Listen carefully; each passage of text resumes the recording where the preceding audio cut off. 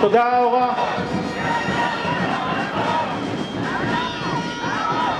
כבר משנה שעברה אנחנו כאן שבוע אחרי שבוע, ואנחנו כאן בזכותכם, אבל כדי שנוכל להמשיך להיות כאן שבוע אחרי שבוע אנחנו תלויים לגמרי בתרומות שלכם, בירידה לחניונים ובעמדת מחירת החולצות יש את הברקוד לתרומה. אני גם תכף שוב ישים בקבוצות של המחאה את הלינק לתרומות. אנחנו צריכים אתכם, בזכותכם אנחנו יכולים להמשיך להיות שבוע אחרי שבוע ההפגנה הגדולה בישראל אחרי קפלן.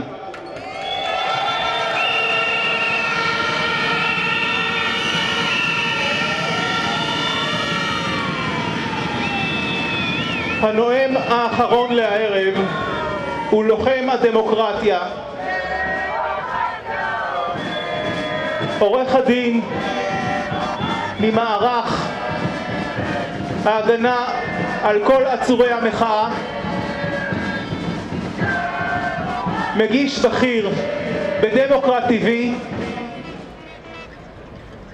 עורך הדין גונן בן יצחק, בבקשה.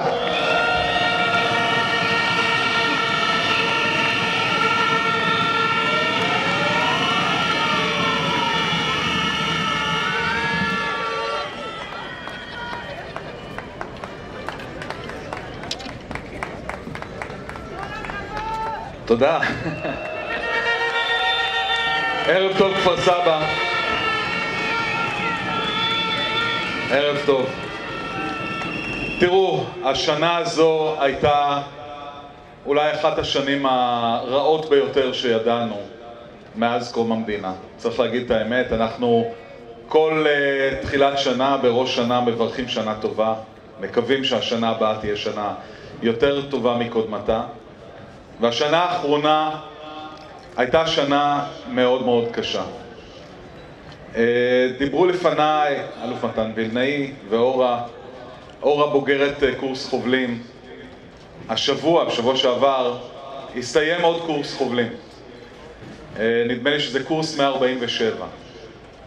ובדרך כלל כל שנה ראשי המדינה מגיעים לברך ולכבד את בוגרי ובוגרות הקורס החשוב הזה, שאני פעם הייתי בו, גם ממנו אהבתי. באים לברך את הבוגרים והבוגרות.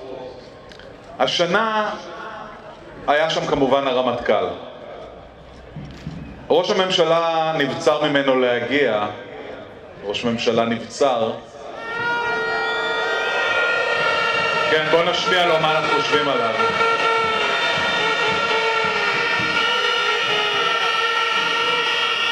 לראש הממשלה היה עיסוק אחד יותר חשוב מאשר לכבד את הבוגרים והבוגרות של קורס חובלים, משום שבאותו ערב הייתה ארוחת ערב חינם במסעדת אנטריקוט בירושלים. הם קראו לזה ערב גיבוש לקואליציה.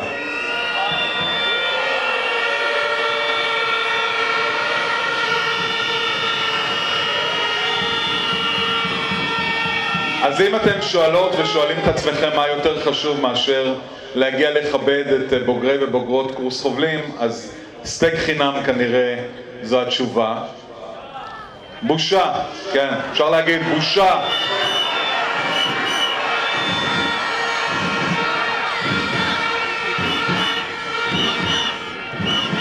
והערב הזה שאנחנו עומדים פה בכיכר ובעוד הרבה מאוד מקומות ברחבי ישראל, אחרי שכבר נשלח מטען כבד לארצות הברית, ראש הממשלה עומד לצאת לביקור בארצות הברית,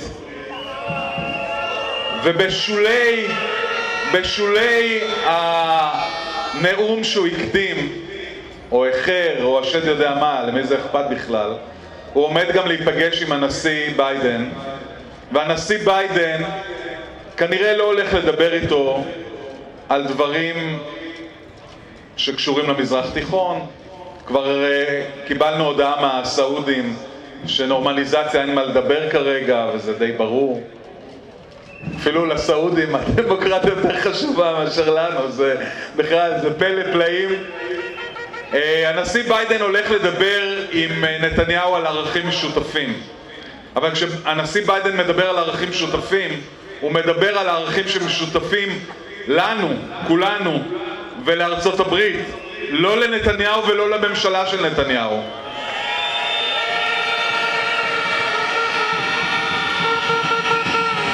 כי הממשלה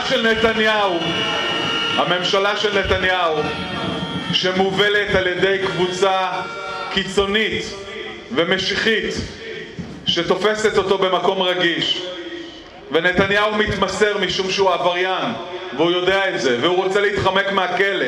צריך להגיד את הדברים. יש סיבה למה נתניהו שובר כל מוסכמה, למה נתניהו שוחט כל פרה קדושה שקיימת, משום שהוא מריח את הכלא והוא לא רוצה להגיע לכלא. זו הסיבה.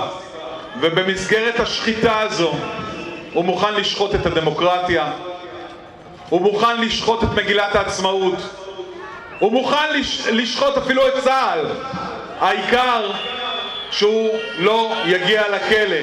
בושה, בושה, בושה, בושה.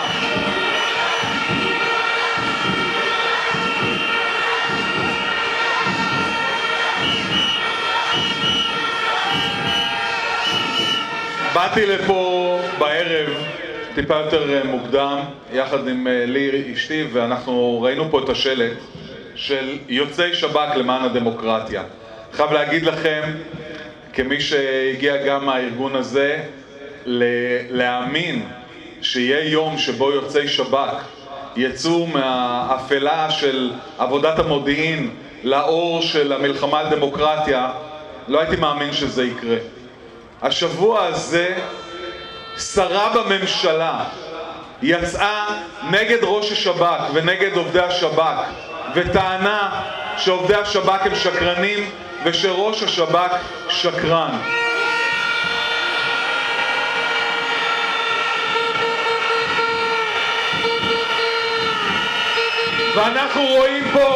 ואנחנו רואים פה, הרי זה לא איזה עניין נקודתי של שרה אחת.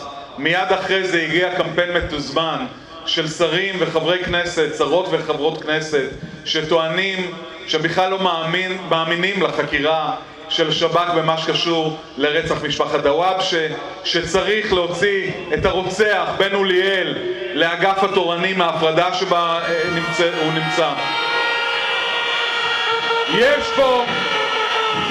יש פה ממשלה מושחתת, המושחתת ביותר שהייתה בתולדות ישראל, המסוכנת ביותר שהייתה בתולדות ישראל. האלוף מתן וילנאי צודק, האיראנים לא צריכים לעבוד קשה, הם לא צריכים לעבוד בכלל, הם צריכים לעמוד מהצד ולהסתכל מה הממשלה הנוראית הזו עושה לנו פה פנימה, כדי להבין שלא צריך גרעין איראני כדי לחסל את מדינת ישראל. נתניהו מחסל את מדינת ישראל במו ידיו, זה מה שקורה.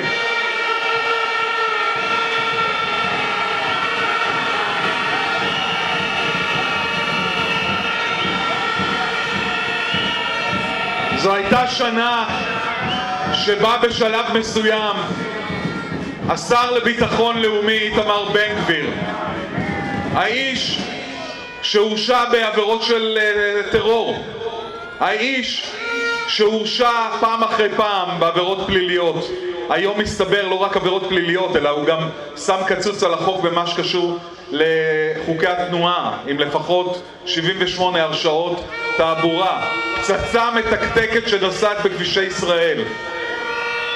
האיש הזה הדיח את מפקד מחוז תל אביב, ניצב עמי אשד.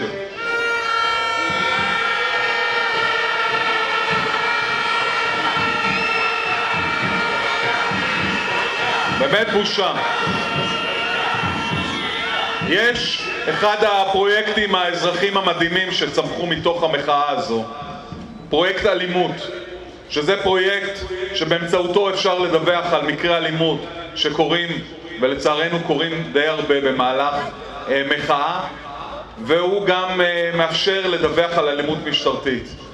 פרויקט אלימות מראה במספרים, בגרפים, איך מיד אחרי שעמי אשד התפטר, בעצם מודח, והוא הודח, הוא אמר, עמד בפני האומה ואמר, הוא הודח משום שהוא לא הסכים לרוצץ גולגלות של מפגינות ומפגינים בתל אביב.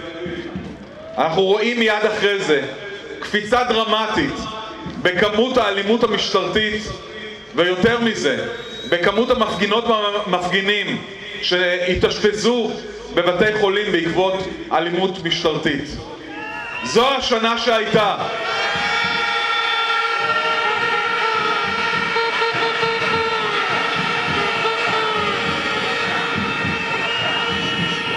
בואו לא נטעה. יש רק אופוזיציה אחת שיכולה לשמור על מדינת ישראל ולהחזיר אותה למסלול.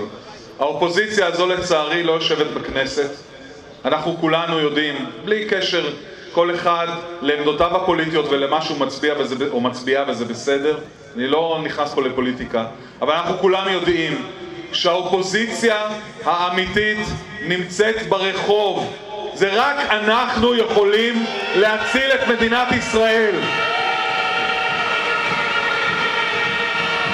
אנחנו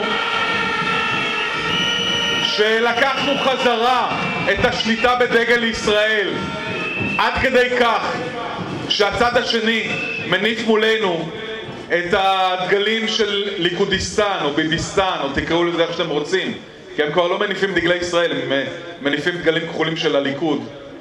אנחנו נציל את מדינת ישראל. לצערי זה יהיה לא בקלות, אלא במאבק נחוש של נשים וגברים, מבוגרות ומבוגרים, צעירות וצעירים, שיוצאים כל יום, לא כל שבוע, כל יום לרחוב להיאבק על המדינה הזו. כי אם אנחנו לא נהיה ברחוב, לא תהיה מדינת ישראל. תודה רבה.